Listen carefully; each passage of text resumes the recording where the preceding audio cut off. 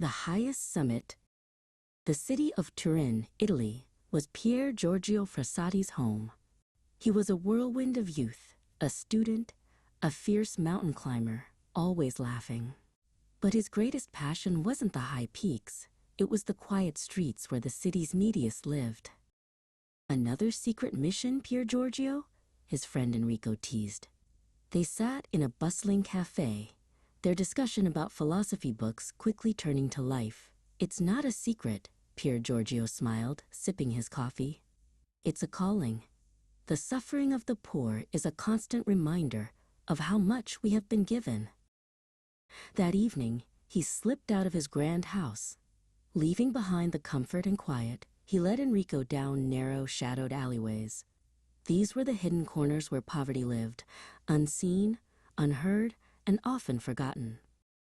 He stopped at a crumbling doorway. Inside, a young woman named Sofia was trying to mend a worn blanket. Pier Giorgio greeted her with a warm smile and a handshake that was both firm and respectful.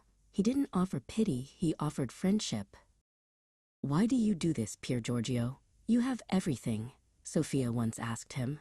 He pointed to his pocket, where he carried a small, worn prayer card. "We must live the Beatitudes," he explained. "Blessed are the poor in spirit. Blessed are the merciful. They are the map to true joy. It is our duty to share that joy." He helped her carry a heavy bucket of water from the public well, a simple task that cost him effort but saved her pain. He saw Christ in every person he met, and his actions were a silent prayer, a joyful service. Later, sitting on the steps, he pulled out a small piece of chocolate and broke it into pieces, sharing it with Sofia and a few children who had gathered. Their laughter echoed in the cramped space, a sound as bright and clean as the mountain air he loved. Back in the academic world, Enrico watched him. Pier Giorgio was just as witty and full of energy, but there was a serene, deeper focus in his eyes. "You really are the man of the Beatitudes," Enrico murmured one day, using the nickname others had started to give him.